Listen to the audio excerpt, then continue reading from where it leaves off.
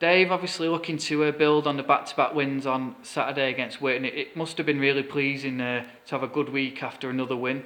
Yeah, it was. I think the win against Bamber was more of a relief than anything because it has been that long since a win, and you get the performances, but we just wanted the 3 points, so it was a little bit of relief. And then I think you've seen that on Saturday, almost a little bit more freedom about us.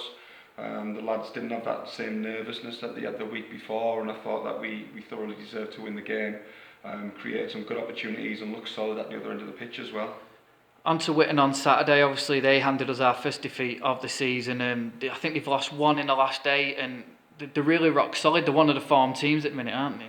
Yeah, you know what you get from Witten. I've got a lot of time for their management team. They've got a clear identity about them, and I think that you can see in every game they are very well coached, and you can see how they are coached. So we've got to find the chinks in their armour, and that's what we'll be aiming to do tonight in training, and then put it into practice on Saturday. You know what you're going to get from Witten in every single game. They usually are tight games. They are very strong defensively, but they've got that threat going forward as well. We've got to just carry on what we're doing in terms of our strengths, worry about them in the relevant areas of the pitch, but really concentrate on ours as well, our strengths at the other end and hurt them. Do you know where we can hurt Witten at all? Or? Yeah, but I won't say anything. No. Everyone thinks they can. It's then putting into practice on the Saturday, isn't it? It's the same the other way. We know where we might have weaknesses. Are they going to exploit it? It's how well you get that information over to the players, and you never know at their end they might be changing things completely. That's the risk you take, but the main part for us is really focusing on ourselves, making sure we do our things well, and then giving the players the information in terms of, right, this is what they're good at, what they're weak at, and see if we can put it into practice as well. And in terms of new signings, hopeful to get a couple in this week? Yeah, definitely one. We've agreed terms with one, so hopefully that'll be announced tomorrow. He should be in training with us tonight, but until then forms are signed, then we won't announce anything.